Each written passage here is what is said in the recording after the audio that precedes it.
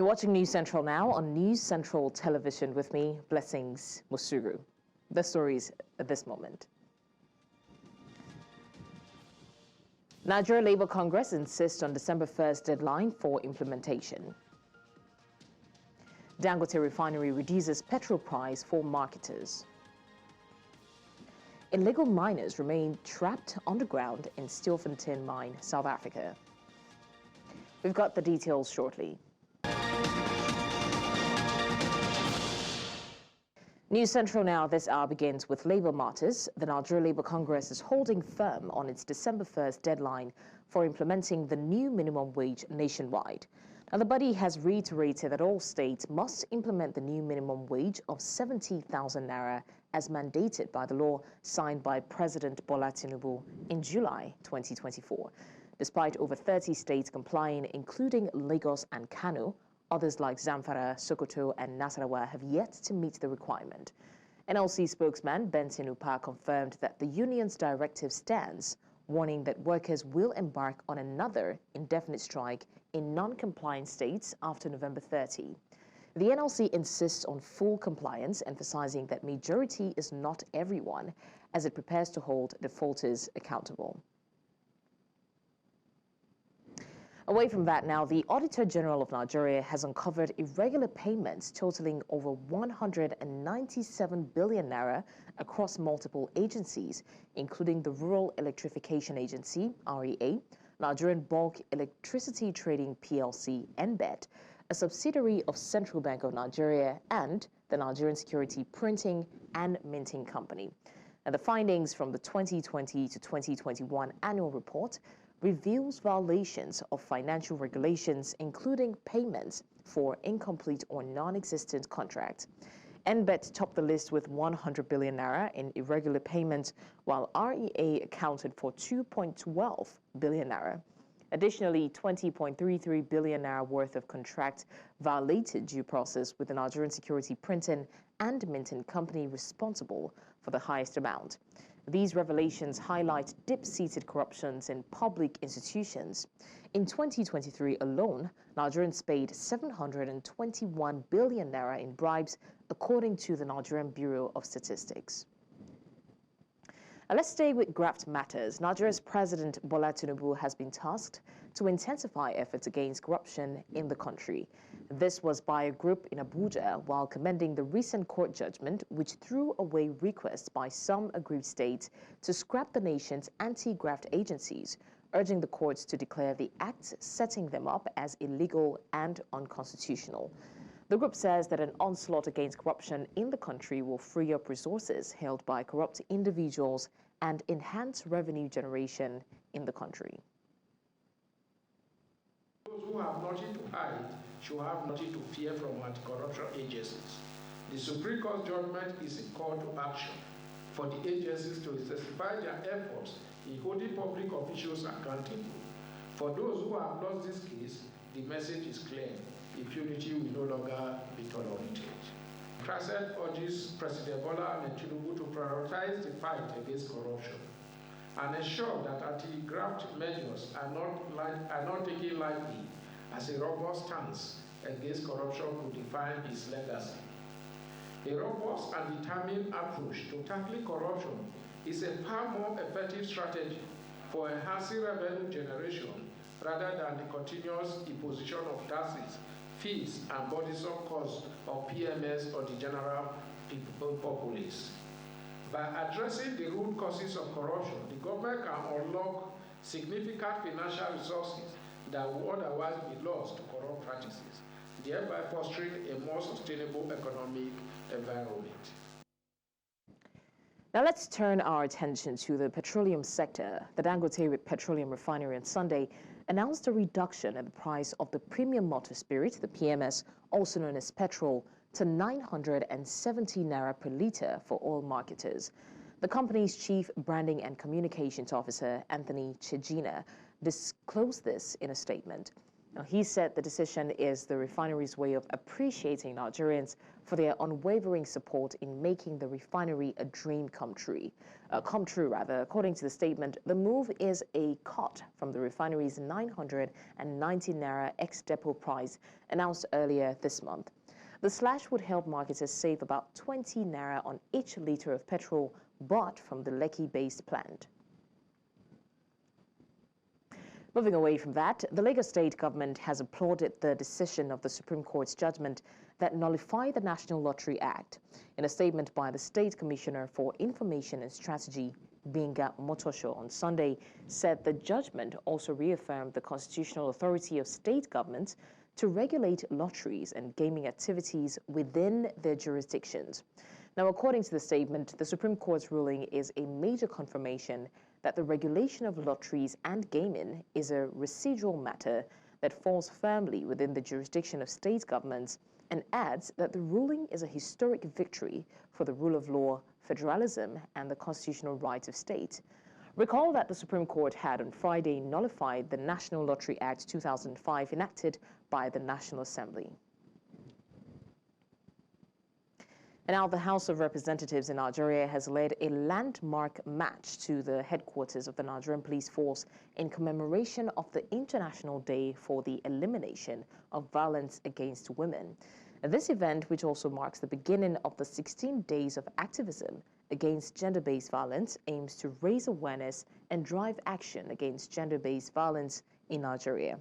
The march, which brought together over 1,000 participants, including federal lawmakers and members of the public, who marched from the National Assembly to the headquarters of the Nigerian Police Force, where a petition was submitted to the Inspector General of Police, demanding decisive action to safeguard vulnerable populations and ensure accountability for perpetrators of gender-based violence.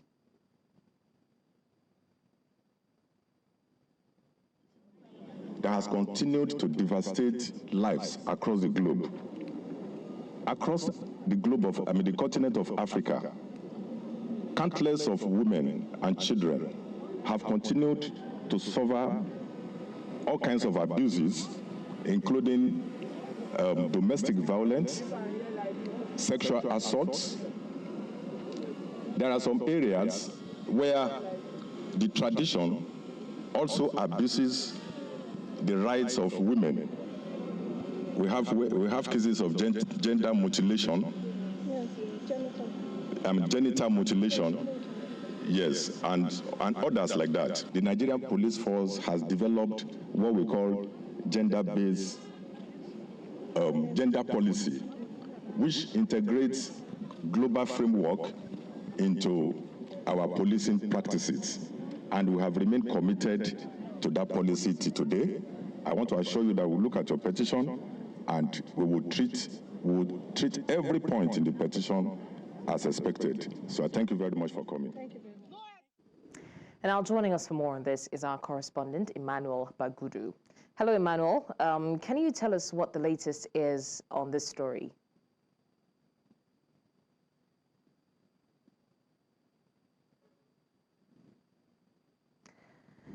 All right, unfortunately, we're struggling to get Emmanuel connected with us, but we will definitely circle back to Emmanuel. Emmanuel, can you hear me? Yeah, I can hear you loud and clear. Thank you. Okay, great. So I was just asking for you to give us an update on the information that you have as you've been following this story. Yes, the march was actually sponsored by the Speaker, House of Representatives, Honorable Tajuddin Abbas. And of course, it's all about the 2024 International Day for the Elimination of Violence Against Women, which takes start today and is expected to go on for 16 days, which actually marks the 16 days of activism. Now, what members of House of Representatives are doing today is to, collaborate with the Inspector General of Police, with the Nigerian Police Force, to see that they fast-track the prosecution of persons involved in gender-based violence. Part of the highlights in the petition which was presented to the IGP today was issues of the treatment of gender-based violence with levity, where police officers are alleged to be compromising when it comes to issues of rape. They are allegedly being accused of, taking sides.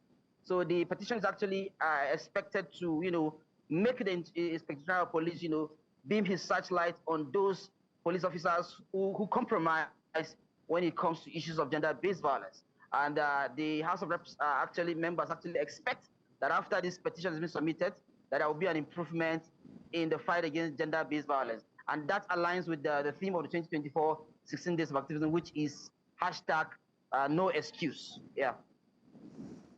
Okay, so how long do you think that this is going to go on for? And do you think that they will get a positive response by the end of today or by the end of the March? Yes, they are just starting today. Today is just the beginning, according to what he said. They are going to continue tomorrow. This time around, they are going to be involving the management of the Ministry of Women Affairs.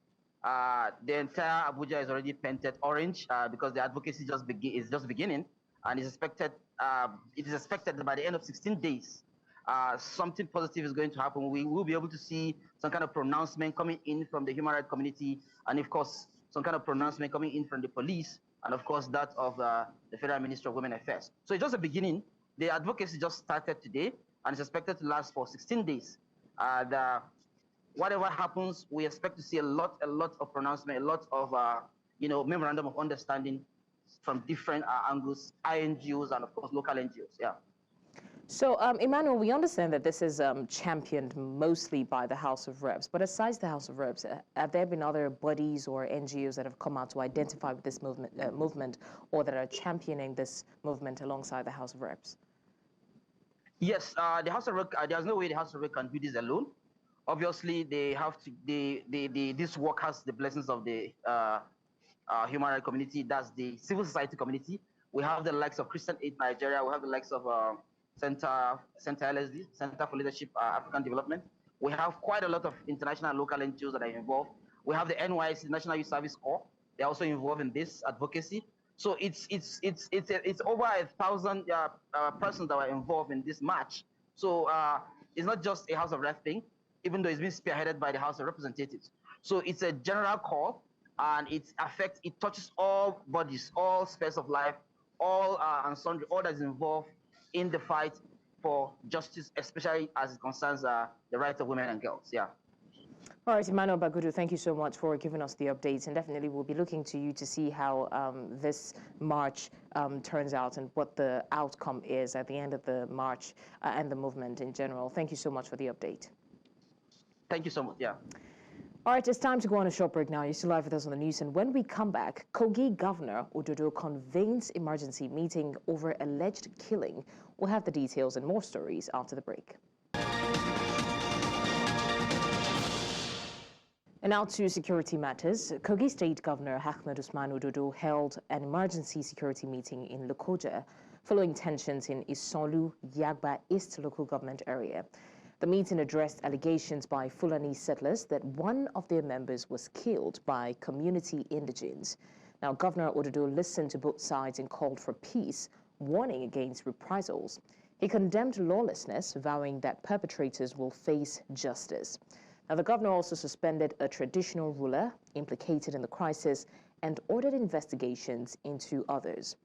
Commending the Fulani for their restraint, Ododo urged Isanlu leaders to expose criminal elements in their community.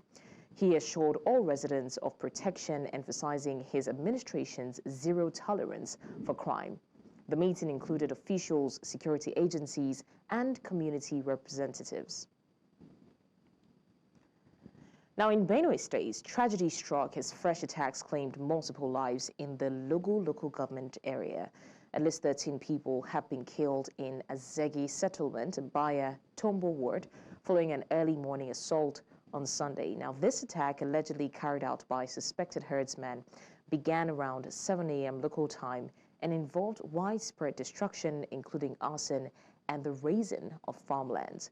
Former caretaker chairman of Logo local government area, Benjamin Uzenda, confirmed the attack, describing it as coordinated and brutal. Uzenda recounted how the assailants, armed with sophisticated weapons, targeted villagers preparing for church services. Women and children were among those killed, with some victims brutally butchered. The attackers fled the scene before security forces could even intervene. Now, authorities are yet to comment, while residents remain in fear following the violence.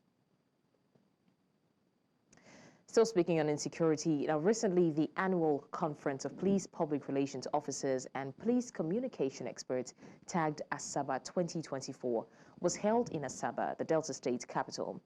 The Inspector General of Police, Kayode Egbetokun, seized the opportunity to call on the public to utilize the effective services of the Public Complaint Bureau, PCB, and Complaint Response Units, CRU, established in every state of the Federation to report police misconduct rather than resorting to social media. News Central's correspondent, Austin Azu, who covered the week-long event, tells us more. Recognizing excellence in the field and implementing effective communication strategies, law enforcement agencies can improve community engagement and promote a safer, more harmonious society, possibly necessitating the annual conference of police public relations officers and police communication experts across the country to advance their professional competencies. This year's event with the theme, Strengthening Nigeria Police Force Oversight and Accountability, held in Asaba, the Delta State capital. At the opening ceremony, the Inspector General of Police, Kayode Egbetokun, highlighted the current trying time in Nigeria's history, marked by escalating security challenges nationwide. He pointed out that the circulation of old videos on social media unfairly portrays the police and misleads the public, thereby exacerbating current insecurity challenges rather than resolving them. The IGP urged Nigerians to report police misconduct to the Police Complaints Response Unit instead of social media. We have noted recent surge in the recirculation of outdated videos depicting police misconduct. Many of these videos are several years old, but are being presented as current incidents to mislead members of the public and attract criticism and condemnation of the police force. I urge members of the public to please verify the authentication and timeline of these videos before they share or recirculate. Governor Sheriff Oborewori of Delta State is requesting that the police display their achievements in combating crime and criminality and efforts to deter others from engaging in criminal behavior. As police public relations officers, you try to do your best to do interaction, have engagement with the people, let them know what the police are doing. Because sometimes the police is doing a lot, but because of the security issue at times you don't need to disclose them. But some are important issues that you also let the public know, that you need to know so that people will know that the police are doing very well. After the rigorous training, as the saying goes, all work and no play makes Jack a dull boy. The PPROs went back to the Unity Hall Government House for dinner. We expect you to project your principles. We expect you to project the achievements, integrity, reputation of the Nigerian police force wherever you serve. Today marks the end of a very successful conference. And I wish that whatever it is that has been taught here will have been well imbibed. Awards were presented to deserving PPROs of various commands nationwide, including the Delta State Commissioner of Police by the IGP representative. I don't intend on relenting. I will continue to put in more effort. I will continue to give 100% of everything I do to see that public relations is taken to where it should be, so that the police and members of the public can come together to a point where everybody will be convinced and happy about our operations. I promise to continue to do what has made me earn this award. All awards come with elevated expectations that align with notable achievements. In Asaba for News Central, I'm Austin Azu. Away from security matters now, President Bola Tinubu will inaugurate the 10th National Industrial Labor Relations Summit on Tuesday in Ilorin, Kwara State. Organized by the Michael Imodu National Institute for Labor Studies, MINILS, the event aims to promote industrial harmony and economic growth.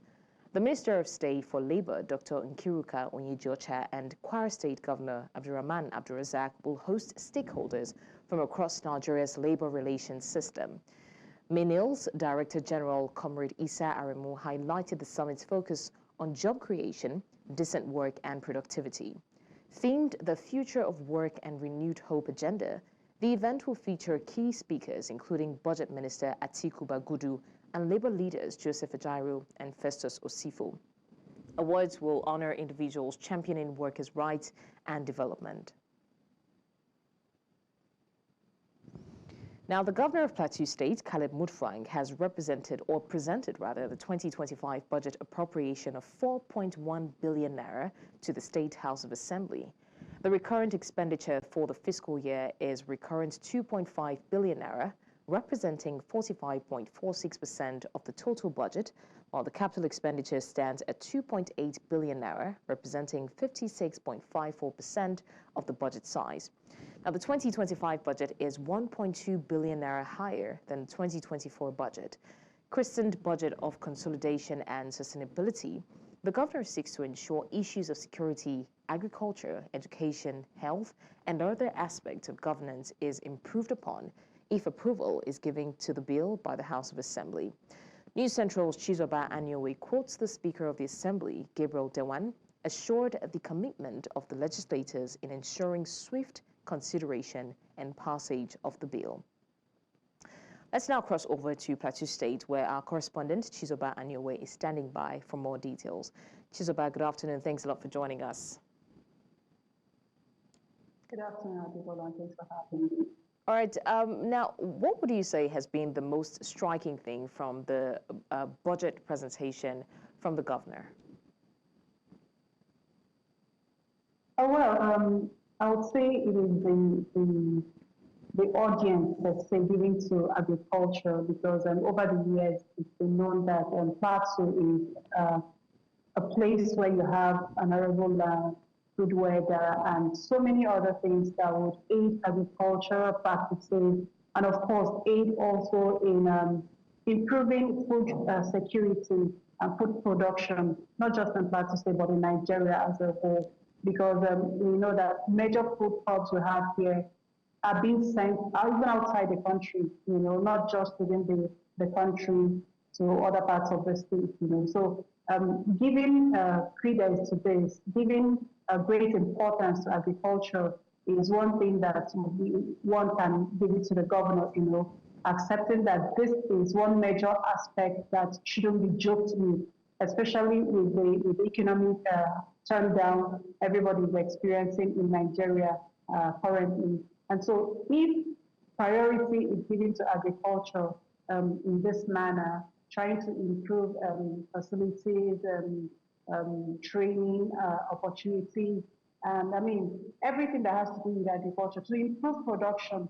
And you will not take it away from security. Security, it's on its own, actually, because of course without security, one cannot go into agriculture and every other aspect of life, So security is on its own. That's the major thing that the state is looking at the moment. Currently, residents on the plateau are enjoying relative peace and security, And so to build on this, more is given to security, but then agriculture is another thing that the state government is looking at to see how it will improve it.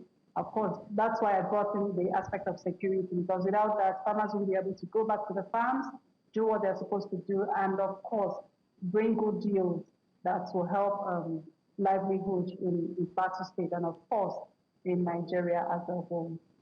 Okay, so very quickly, I'd like to ask if there were other key highlights in the budget proposal, and also, do you think that there will be any hindrances to the implementation of this budget?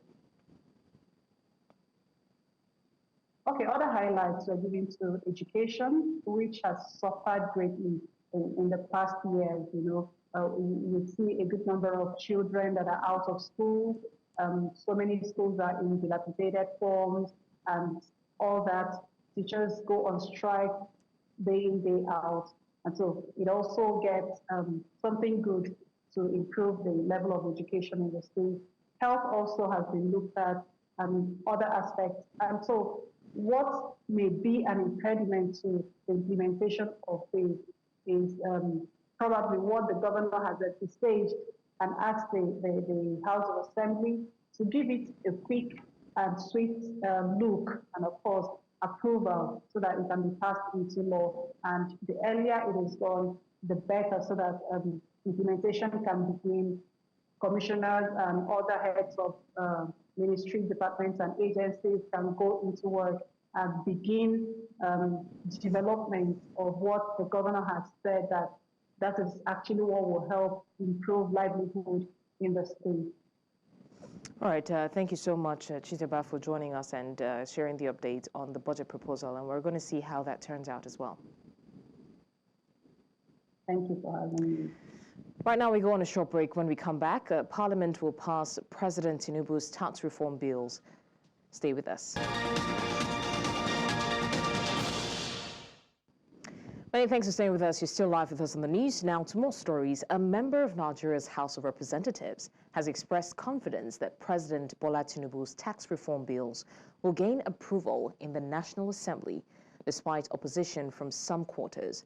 Now, speaking to the media, Honorable Abdulmumin Jibril assured that both chambers of the National Assembly would pass the tax reform bills.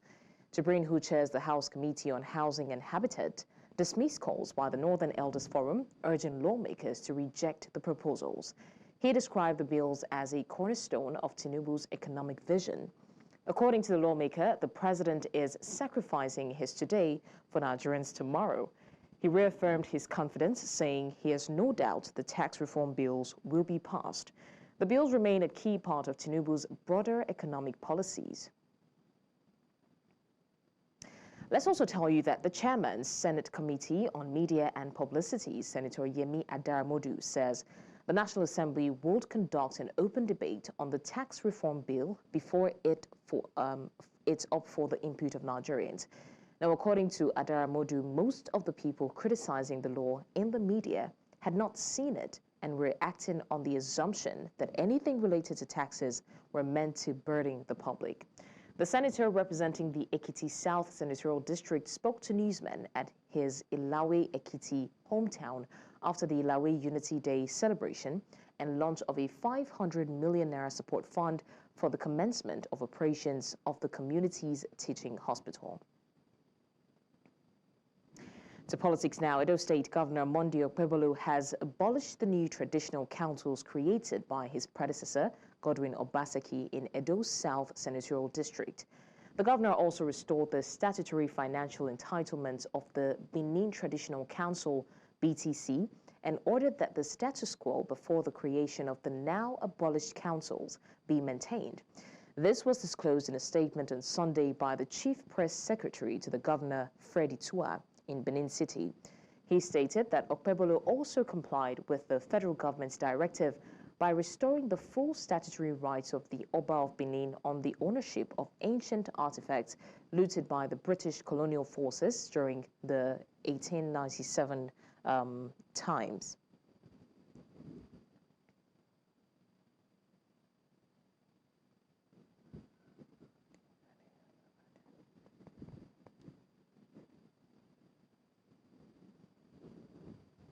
Now, still in Edo State, Governor Senator Monday Okpebholo has approved the establishment of a 14-member state assets verification committee to investigate the administration of former Governor Godwin Obaseki.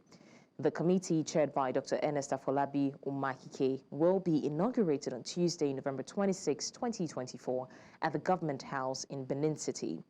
Anselm Ojezua has been named as deputy chairman, while Frank Edebo will serve as secretary.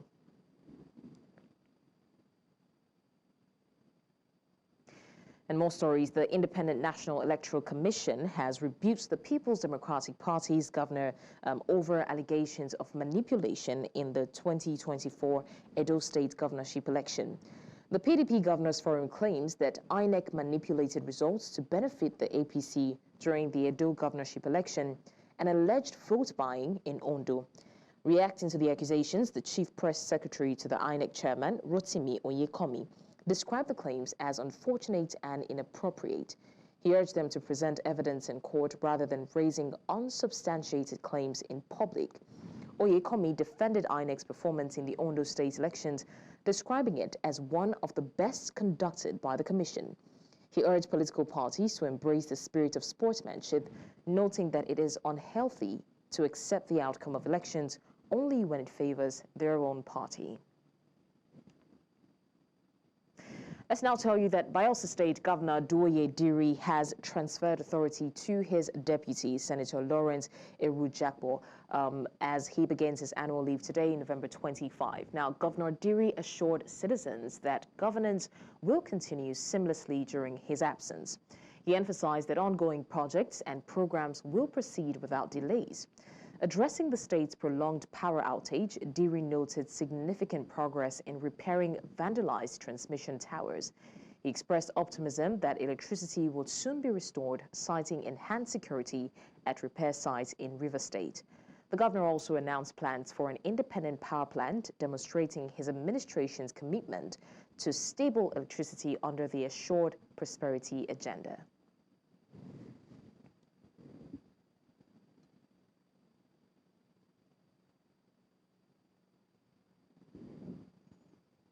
Coming up, illegal miners remain trapped underground in Stilfontein mine in South Africa. We've got the details after the break.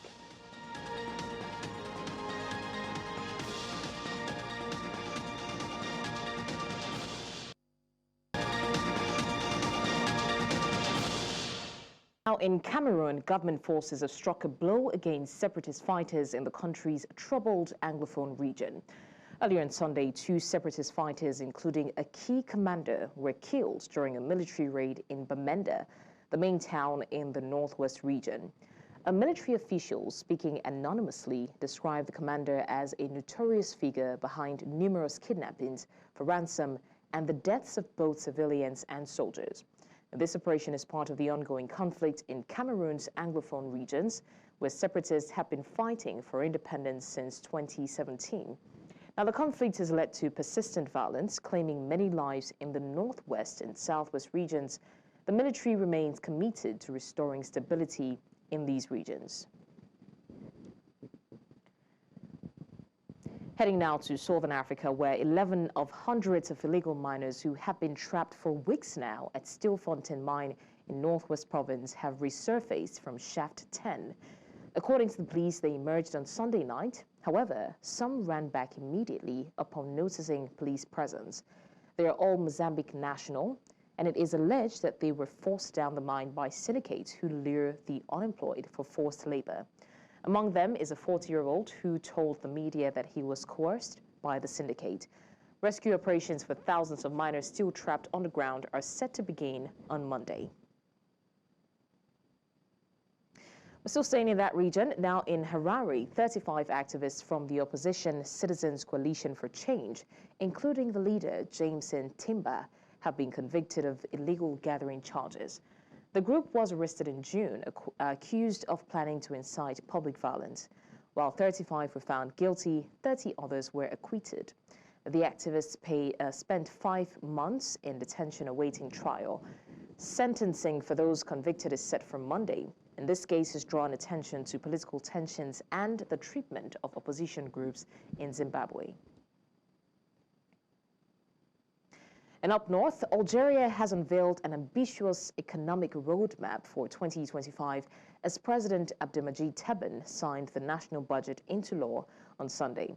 The 2025 budget projects a 4.5% economic growth rate, with public spending set at nearly $127 billion, a 9.9% rise from 2024.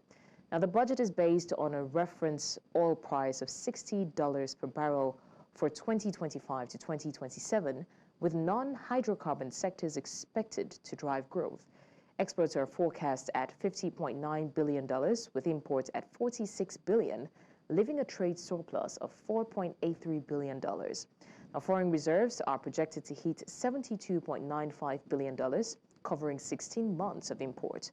A recent World Bank report lauded Algeria's 2024 performance, citing resilient agriculture and non-oil investments as key drivers of growth. Inflation dropped to 4.3% in the first 9 months of 2024.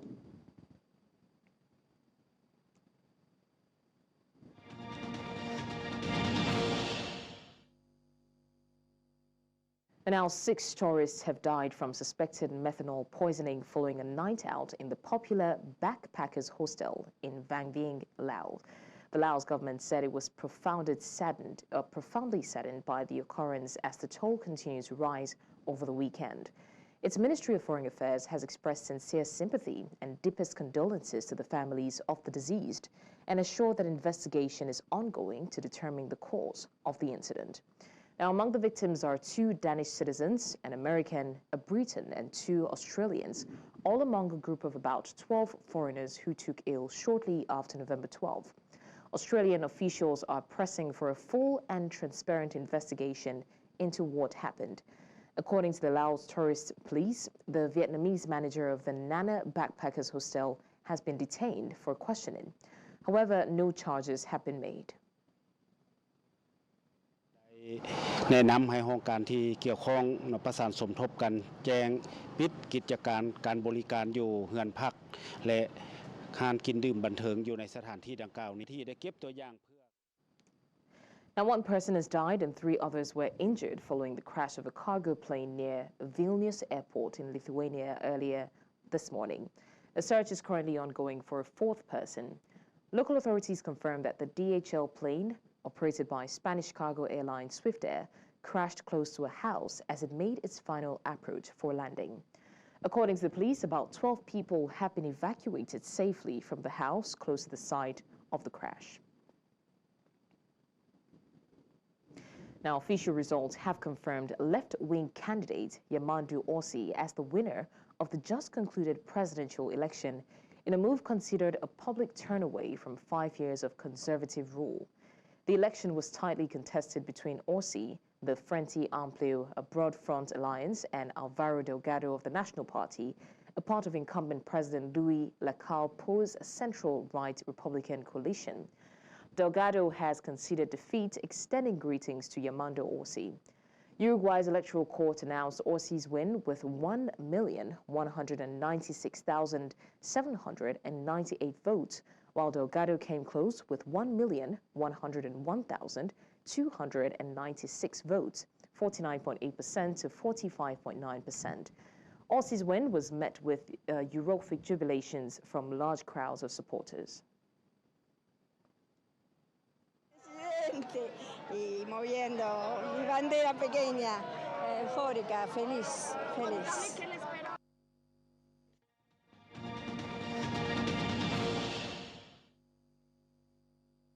Business President Emerson Mnangagwa is set to host a conference with creditors and finance leaders to discuss strategies for clearing $12.7 billion in external debt arrears, with hopes of eventually re-entering international capital markets after over 2 decades. Zimbabwe's debt represents 81% of its GDP, making repayment a significant challenge for a nation with a history of financial instability, including hyperinflation and currency regime struggles. Clearing arrears, however, is seen as vital for economic stabilization, as it could lower borrowing costs and attract new investment. The African Development Bank, AFDB President Akinwumi Adesina will join Mnangagwa as well as other key stakeholders to discuss these ambitious economic goals. Now, crude oil prices eased on Monday after posting a 6% gain last week. Brent crude futures fell by 0.57% to $74.74 a barrel, while U.S. West Texas Intermediate crude dropped by 0.73% to $70.73.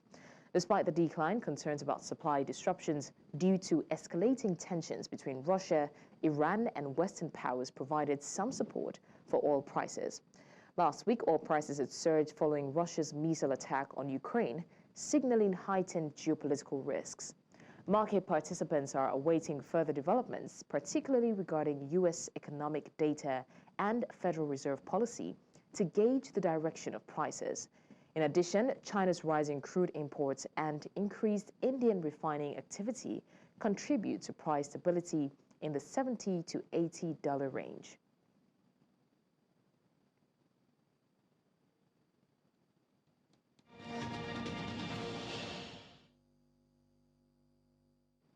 Now to sports. Nigeria's most successful football club, Enyimba of Aba, have landed in Egypt ahead of their campaign in the group stage of the CAF Confederation Cup. The team left for port side through Abuja after 5 days of intense preparation at the Godswill Akpabio International Stadium, Uyo. Enyimba will face Egyptian side Al Masry in their first Group D game on Wednesday, with the next two NPFL fixtures also postponed to allow them to concentrate on the continental engagement. The People's Elephants is the only Nigerian club remaining in the 2024-2025 CAF inter-club competitions following the ouster of Rangers Football of Enugu, Remo Stars Football Club in the preliminary round of the Champions League, and El Kanemi Warriors' failure to advance between the first round of the Confederation Cup.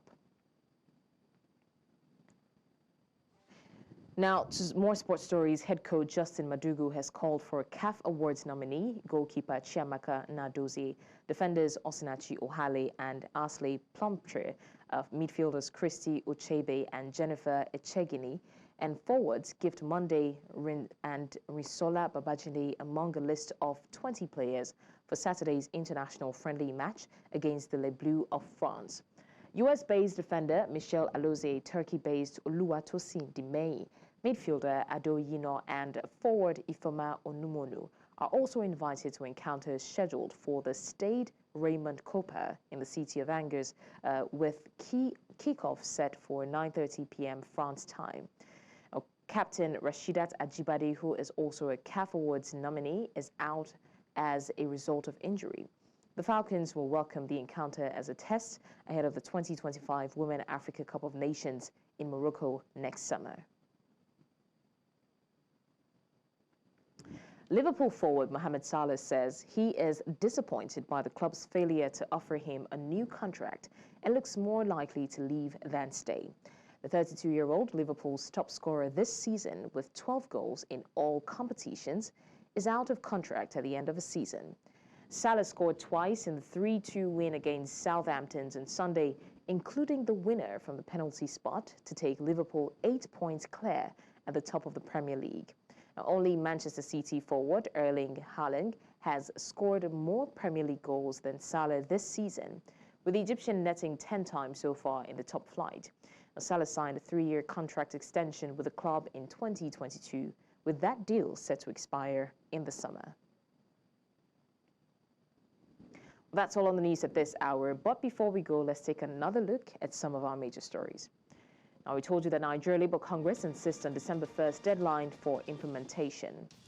We also mentioned Dangote Refinery reduces petrol price for marketers. And finally, we told you illegal miners remain trapped underground in Stilfontein Mine, South Africa. You can watch News Central Live on DSTV, channel 422, StarTimes, channel 274, Avo TV, and YouTube. Many thanks for watching. I'm Blessings Bosugu.